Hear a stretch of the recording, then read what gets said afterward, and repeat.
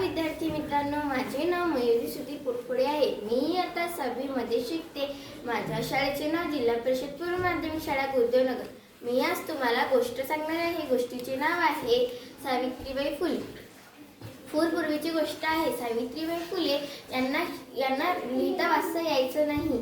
यांना ज्योतिबा फुले यांनी शिकवले आणि मग त्या मोठ्या शिक्षिका झाल्या।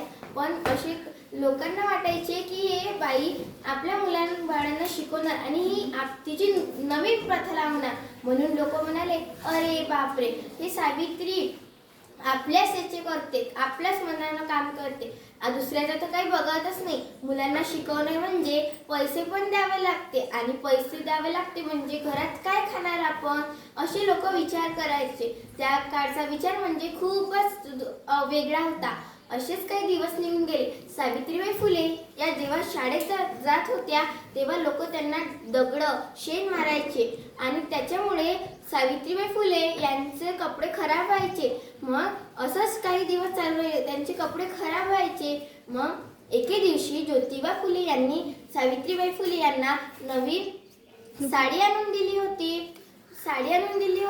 त्याच्यात मग सावित्रीबाई फुले यांनी विचार केला, अरे आता मी हे घरी साडी घालणार तर हे पण खराब होईल आणि ते पण, असं करतो मी आता हे साडी मी शाळेत घेऊन जात जाईल आणि शाळेत घेऊन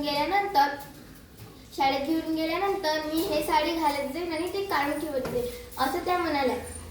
मग लोक त्यांना तर दगड शेण मारू लागले, त्यांचे कपडे खराब व्हायचे। मग त्यांनी ते साडी पण त्या शाळेत घेऊन गेले आणि त्यांनी ते साडी काढली आणि दुसरी साडी घातली। त्याने काय व्हायचं, त्याने त्यांचे कपडे पण चांगले राहायचे आणि सगळंच काय, म्हणून हे सगळं काही ज्योतिबा फुलेंना मालूम पडलं आणि ज्योतिबा फुले म्हणाले, खरंच तुझ्यावर लोक शेण दगड मारतात?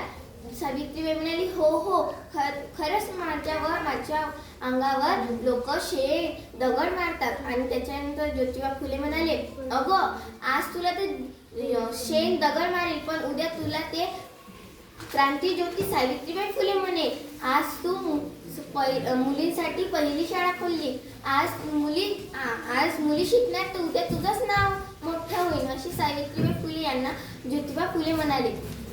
याच्यानंतर सावित्रीबाई म्हणाली, हो का, धन्यवाद। गोष्टीचे तात्पर्य हे आहे की कठीण परिश्रम केल्याशिवाय फळ मिळत नाही।